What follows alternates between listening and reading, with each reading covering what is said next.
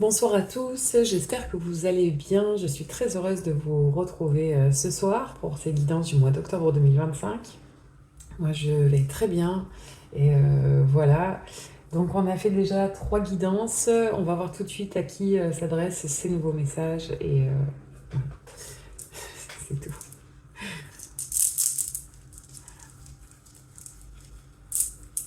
Hop, alors nous allons faire la guidance pour le signe des Sagittaires. Bonsoir les Sagittaires. J'espère que vous allez bien, que vous êtes en pleine forme. Euh, voilà, j'espère que vous avez passé un beau mois de septembre.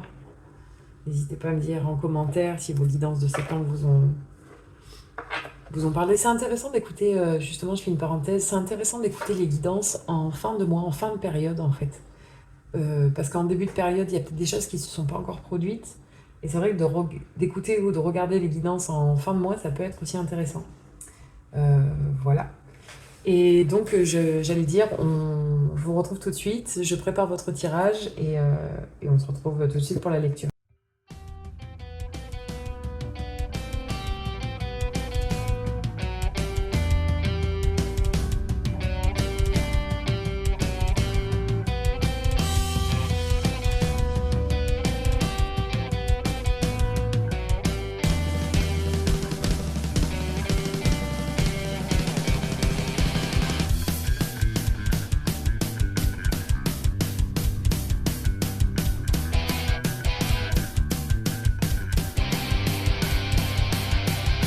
Who am I to be judge if you need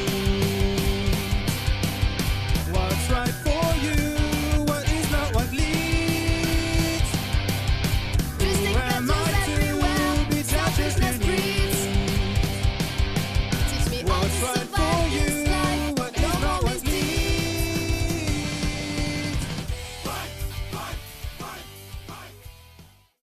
Voilà les Sagittaires, votre jeu est prêt. Nous allons passer à la lecture. Pour les personnes qui seraient arrivées en cours de route, qui découvriraient mes vidéos, ma chaîne, tout d'abord bienvenue. Et du coup pour ce tirage, je procède par domaine de vie en fait, les 4 domaines de vie. Qui sont représentés dans le tarot par les deniers, les bâtons, les épées, les coupes.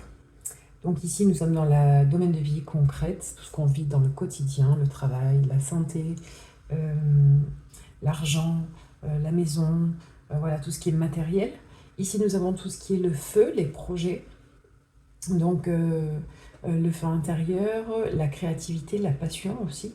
Ici, nous avons tout ce qui se passe dans la tête, tout ce qui est les pensées, la communication, les idées, voilà. Et ici, nous avons tout ce qui est dans le cœur, tout ce qui est nos émotions, nos sentiments, euh, voilà, tout ce qui se passe dans le cœur. Je mets ici un arcane majeur du tarot de Marseille qui va nous donner un petit peu le tempo, l'énergie sur laquelle vous allez un petit peu surfer tout au long de cette période. Et voilà, c'est un petit peu une énergie aidante, je trouve, ce vers quoi vous devriez tendre pour appréhender au mieux cette période. Voilà, et ici nous avons 2 oracles qui vous donneront un message de fin qui sera peut-être en lien avec tout ce qu'on s'est dit. Voilà. On commence tout de suite, les Sagittaires. Alors, on commence avec l'arcane du diable, arcane numéro 15. Il y a beaucoup de choses à dire sur cette arcane, je la trouve extrêmement intéressante. Ne soyez pas effrayés, parce qu'en fait, si vous êtes effrayé par le diable, c'est que vous êtes effrayé par vous-même. En fait, le diable nous permet en gros de mettre le doigt sur ce qu'on n'a pas forcément envie de voir de nous-mêmes. Alors, on peut simplement parler de passion excessive, de... comment on appelle ça d'addiction, enfin voilà, de ce genre de choses en fait. Mais aussi, on peut parler, en fait, le diable se joue de nous, vous voyez, il se moque de nous en nous tirant la langue, parce que il sait sur quelle ficelle tirer pour, entre guillemets, nous manipuler. Mais si nous, on fait la lumière en nous comme l'ermite, si on fait la lumière en nous, si on voit notre part et nos côtés sombres, le diable peut moins nous manipuler. Parce qu'on connaît nos côtés sombres. Donc le fait déjà de les reconnaître, de les connaître et de les reconnaître, eh bien ça joue en notre faveur. Voilà, mais c'est vrai que ça peut aussi tout simplement parler de passion dévorante,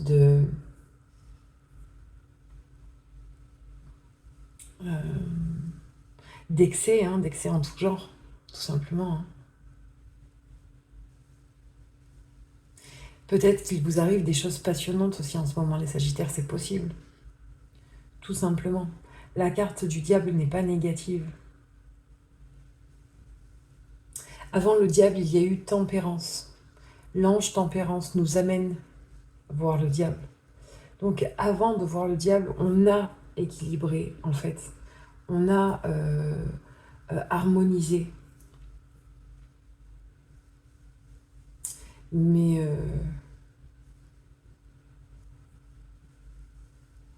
voilà, j'aurais plein de choses à dire en fait, mais je trouve pas les mots, ça vient pas. Donc c'est pas grave, ils vont venir au fil de la lecture. On va commencer tout de suite par... J'étais vraiment partie dans mes pensées là, hein. Je suis désolée les Sagittaires, je me réveille. On part dans le domaine de la vie quotidienne. Nous avons un 3 d'épée et les amoureux. Alors bah, écoutez, j'ai envie de parler d'amour là, hein. Excusez-moi, mais enfin, ça peut pas être plus clair que ça. Ici, on nous parle d'une passion dévorante. Ici, on parle d'une blessure du cœur. Ici, on nous parle de l'arcane numéro 6, les amoureux. Alors, l'arcane numéro 6 dans le tarot de Marseille parle de l'amoureux et pas des amoureux. Et parle de faire les meilleurs choix pour soi. Mais là, dans le tarot Rider-Waite que j'utilise, les amoureux parlent beaucoup d'union entre le masculin et le féminin, peut-être d'union entre nos deux polarités, d'union entre deux personnes, le reflet, le miroir, hein, que l'on retrouve de nous en l'autre. Et là, on a le 3 d'épée qui nous indique des regrets, des remords, une blessure du cœur, hein. Une blessure du cœur. Alors on va essayer d'éclaircir un petit peu avec une troisième carte. Est-ce qu'on parle vraiment d'une relation amoureuse ou d'autre chose? Peut-être que c'est vous qui avez brisé le cœur d'une autre personne aussi, c'est possible. C'est étrange parce que c'est pas le domaine... là, on est dans le domaine de la vie concrète. Après, c'est voilà, c'est que c'est en train de se passer en fait dans votre vie concrète de tous les jours.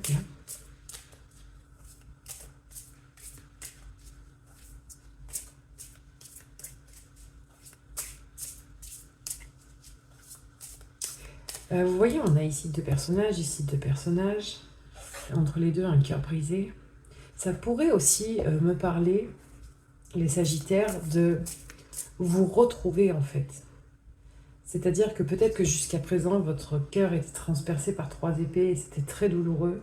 Et qu'il faut maintenant, ou que vous êtes en train de vous retrouver en fait.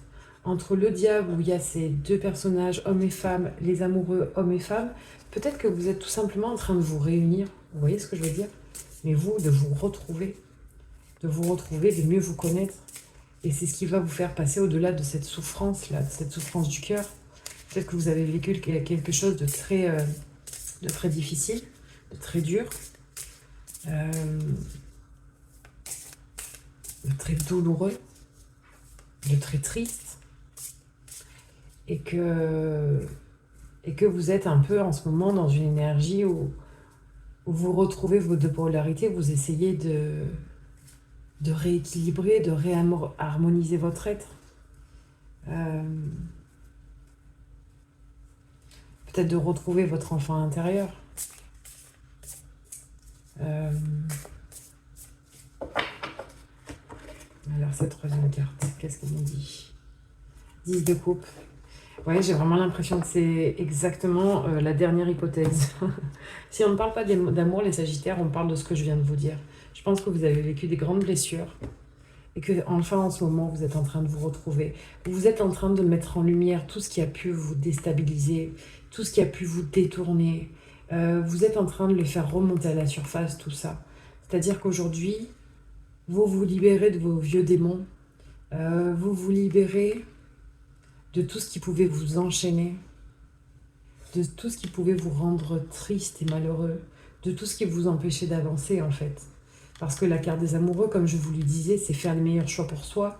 Peut-être qu'à des moments donnés, vous n'avez pas fait les meilleurs choix pour vous parce que vous n'aviez pas fait encore ressortir tout ça, vous voyez. La carte du 10 de coupe nous parle de joie, épanouissement émotionnel, bonheur, stabilité, harmonie, sécurité, abondance, bonheur pour toujours. C'est Mars en poisson, le 10 de coupe. Et j'ai vraiment l'impression d'une renaissance en fait avec ce diable-là. C'est déjà magnifique. On va voir ce qui se passe dans le domaine des projets, de la créativité, du feu intérieur. On a un roi d'épée, ok, et un 3 de coupe, ok. Alors le roi d'épée, c'est bon, il a mis ses idées au clair, il a beaucoup d'assurance, il sait ce qu'il veut, il sait ce qu'il ne veut pas. Sa façon de communiquer est extrêmement claire et limpide. Il n'y a pas d'émotionnel qui rentre en fait en jeu. Il n'y a pas d'émotionnel avec le roi d'épée. Il est assez tranchant. Il dit les choses exactement comme elles sont. Ses pensées sont limpides, c'est clair en fait. Il met des stratégies en place. Il suit sa direction donnée et il ne se détourne pas de ses objectifs. Le roi d'épée a beaucoup d'assurance. Et il est surtout très tranchant. Il manie l'épée comme personne. Et l'épée, c'est un moyen de couper avec l'ancien. De couper avec peut-être le trop d'émotionnel. Le trop de...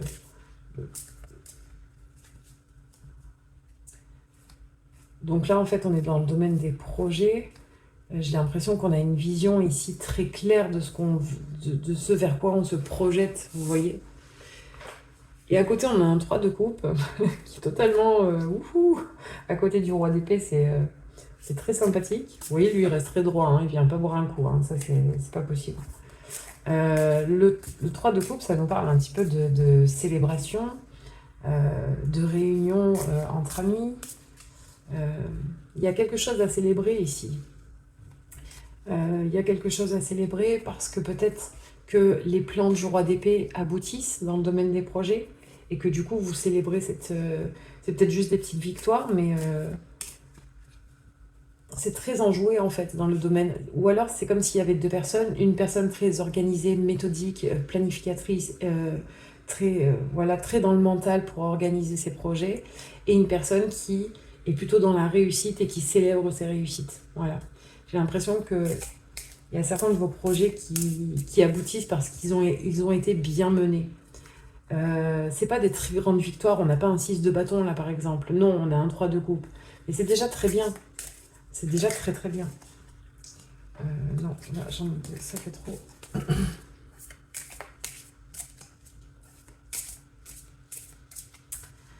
Oui, clairement, ça me parle de ça là. Hein.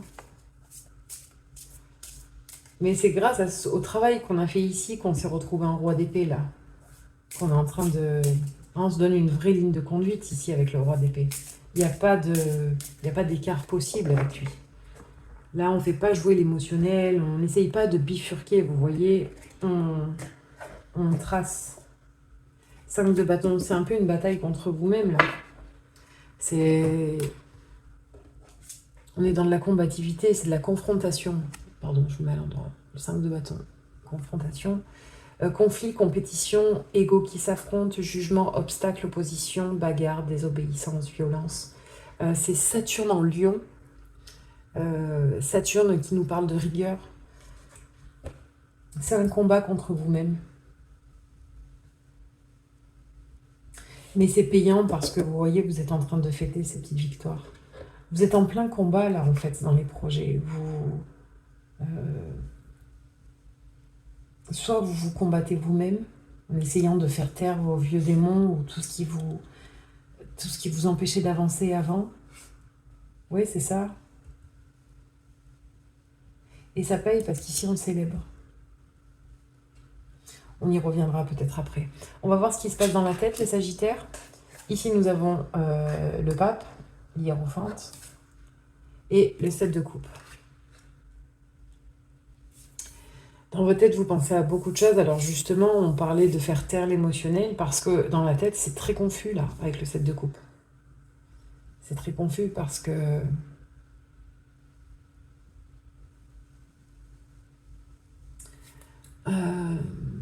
le pape, c'est le pont entre le ciel et la terre. Le pont entre le visible et l'invisible. Le pape, il a la connaissance, il transmet la connaissance, il transmet le savoir. Le 7 de coupe, c'est je ne sais plus dans quelle direction où aller, j'ai trop d'options. Mais attention, dans ces options aussi, il y a des subterfuges, il y a des vices cachés, il y a des choses très bien aussi hein, dans le 7 de coupe. Je vous montre la carte. Il ne sait pas quoi choisir, il est confus, il n'est pas tranchant comme le roi d'épée. Là, vous mettez le roi d'épée à côté, il sait exactement quelle coupe il lui faut, vous voyez. Et vous, dans votre tête, on dirait que ce n'est pas le cas. Souvent, vous êtes dans l'hésitation, en fait. Souvent, peut-être que vous n'avez pas confiance en vous aussi. Peut-être qu'il y a ça. Et c'est un petit peu ce que ça nous dit ici. Ben justement, vous voyez, je viens de trouver le lien entre les deux. En ce moment, dans votre tête, vous apprenez à calmer votre mental, en fait. Vous commencez à prendre confiance. Vous commencez à avoir confiance. Si c'est pas en vous, c'est en autre chose. Mais vous trouvez, la confiance s'installe en vous. Je vais faire simple. Je vais me calmer, moi aussi. Hein. La confiance s'installe, les Sagittaires. Et c'est très beau. Et c'est très beau parce que là, c'est une petite victoire qu'on célèbre, mais peut-être que plus tard, c'est carrément le succès. Voilà, parce qu'on voit que vous bataillez là, vous démenez en fait. On va mettre une troisième carte ici.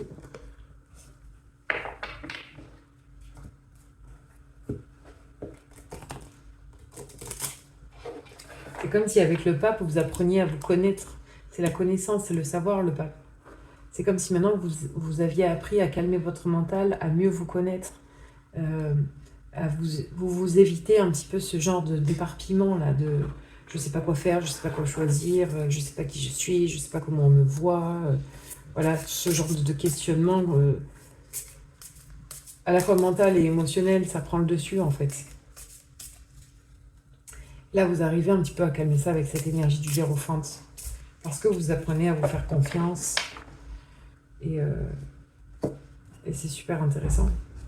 Parce que vous avez fait la lumière. Ah, mais d'ailleurs, justement, j'avais pas vu, mais on est sur le même degré, en fait, entre le pape et le diable. On est sur le degré 5. Et c'est super intéressant parce qu'en fait, on est vraiment en train de se connaître, là, avec ces deux cartes. De se connaître et de se reconnaître, oui. On fait la lumière en nous, en fait. Je sais pas, c'est pas français. Il est tard, je commence à être fatiguée, je dis n'importe quoi. J'espère que vous m'en voudrez pas, les Sagittaires. Mais alors, bien évidemment, il faut que vous mettiez ça voilà, en lien avec ce que vous vivez. Certainement que ça va pas parler à tout le monde parce que c'est assez spécifique, je trouve. Mais c'est pas grave. C'est pas grave du tout. Vous pouvez aussi aller voir votre signe lunaire, votre ascendant.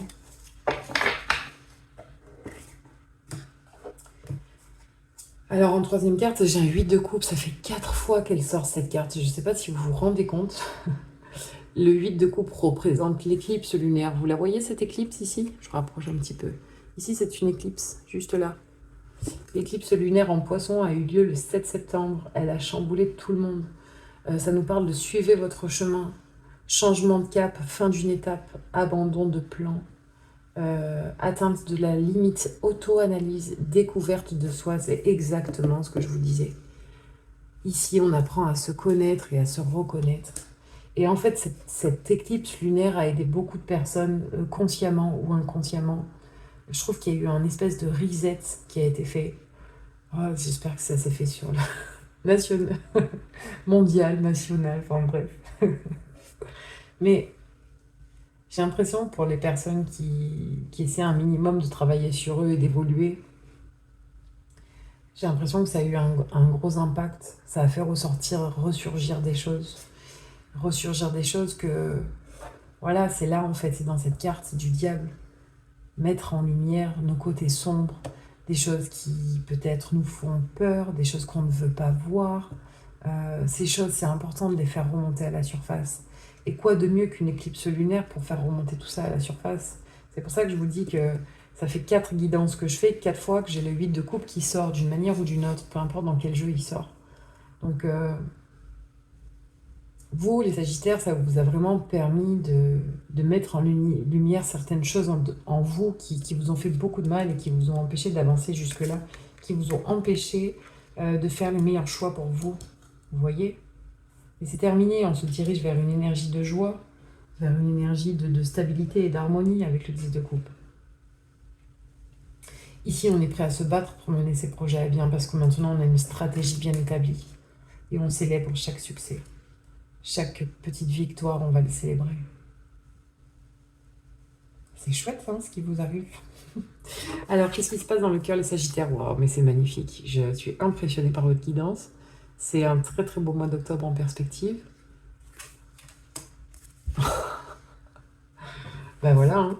En fait, c'est ça. Ce qui se passe dans votre cœur, c'est l'arcane numéro 19, le soleil, avec l'as de bâton. Ça parle ici de joie. Donc on l'avait ici avec le 10 de coupe, déjà la joie. Ça nous parle de... Depuis le début, je dis mise en lumière de nos côtés sombres. Ben voilà, elle est là, la mise en lumière. L'as de bâton, c'est le début des projets. C'est cette envie qu'on a de se battre avec le 5 de bâton, vous voyez? Cette envie qu'on a d'avancer. Cette envie qu'on a de fêter maintenant chaque victoire. Elle est magnifique, cette guidance. C'est superbe. Vous êtes porté, c'est vraiment un élan du cœur. Vous êtes porté par ce que vous avez dans le cœur, en fait. C'est vraiment, c'est magnifique.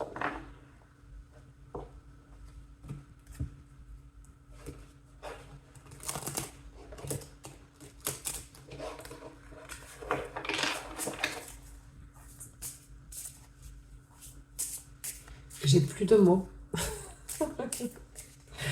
Voilà, je suis vraiment bluffée, scotchée parce que apparemment vous revenez de loin là, entre le diable et le 3 d'épée.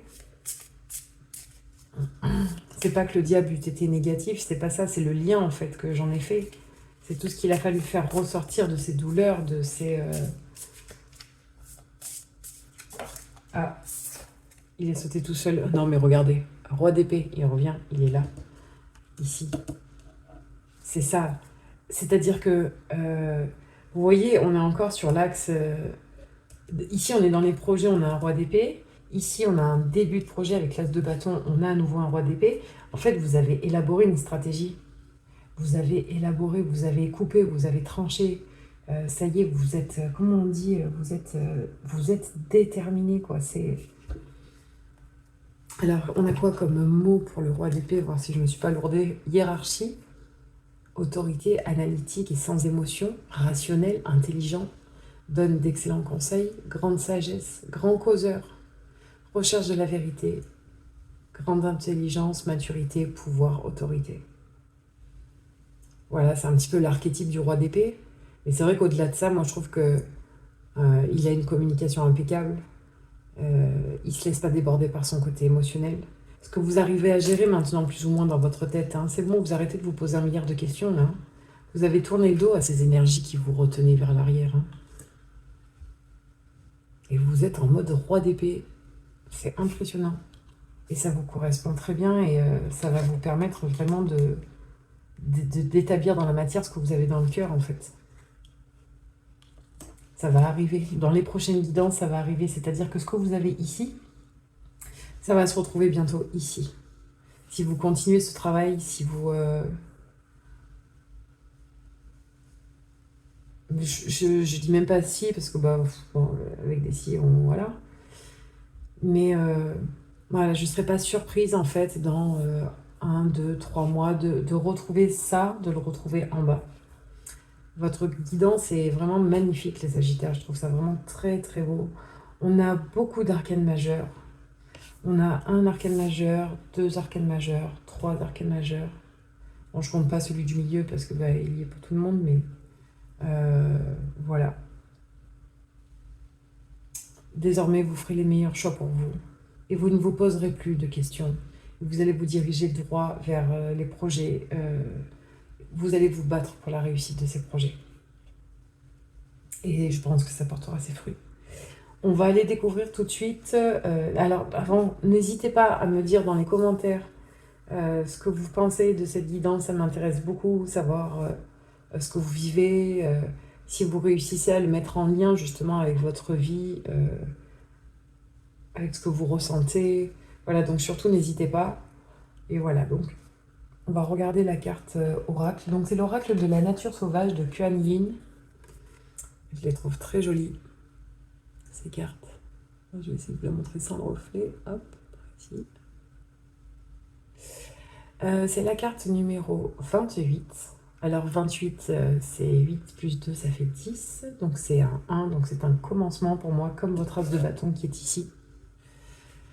Les sœurs de l'hirondelle, bonne fortune assurée. Je vous la remontre et je vais vous lire le message. Elle est reliée directement à cet as de bâton pour moi, cette carte. Donc cet as de bâton qui nous parle de nouveaux projets, de nouvelles passions, une nouvelle direction, une nouvelle impulsion en fait avec l'as de bâton. Alors 28,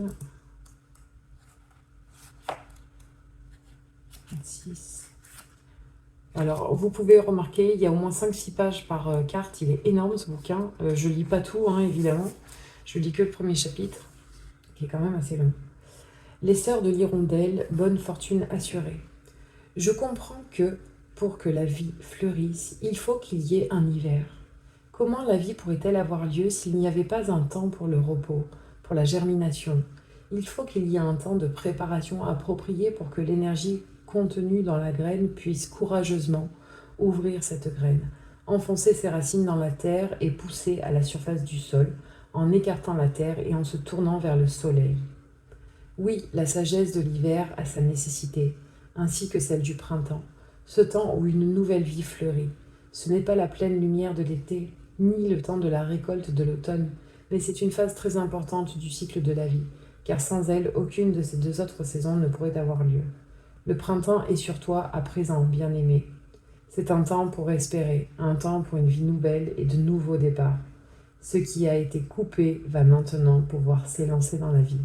Sois heureux du printemps que je donne à ton âme. C'est tout à fait en lien avec tout ce qu'on vient de dire. Je vais intituler, et pour de bon je le fais, le printemps des Sagittaires. C'est comme ça que je vais appeler cette vidéo.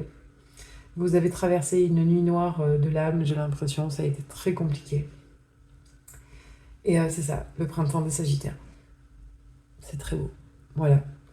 Dernier petit oracle, dernier petit message. C'est l'oracle des sagesses amérindiennes, pardon. Le vieil indien dit « Il n'y a rien de pire qu'une douleur que l'on ne peut pas déceler.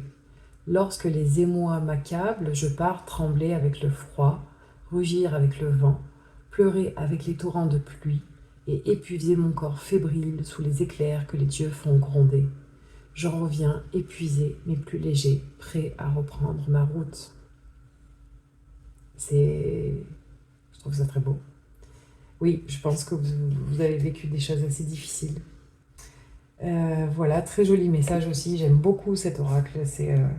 Et je trouve aussi que c'est très en lien. Alors, je ne sais pas ce que vous avez vécu, peut-être ce que vous vivez. Voilà, mais on sent qu'il y a eu pas mal de souffrances, pas mal de douleurs. Mais on est sur un nouveau cycle là. Vous voyez, on est sur l'année 9. C'est l'année où on met tout à neuf. C'est vraiment pour moi l'année du reset, l'année 9. Je trouve que c'était important de faire un travail sur soi-même, sur soi cette année, vous voyez. C'était vraiment la bonne année pour faire ce travail, pour s'ouvrir à plus de spiritualité, pour s'ouvrir à son enfant intérieur. je pense que 2026 sera une très belle année pour vous. En tout cas, même cette fin d'année, je vous dis, ce qui est ici, on va le retrouver en bas très prochainement. Et en tout cas, vous êtes soutenus et voilà. Donc, votre vidéo va s'appeler Le printemps des Sagittaires. Je vous remercie infiniment d'avoir écouté cette vidéo jusqu'à la fin. Je suis très heureuse de vous avoir fait cette guidance qui m'a beaucoup plu. Et voilà, je vous souhaite un très beau mois d'octobre. Profitez de ces beaux moments qui arrivent pour vous. Et ben, je vous dis à bientôt. Merci beaucoup. Au revoir.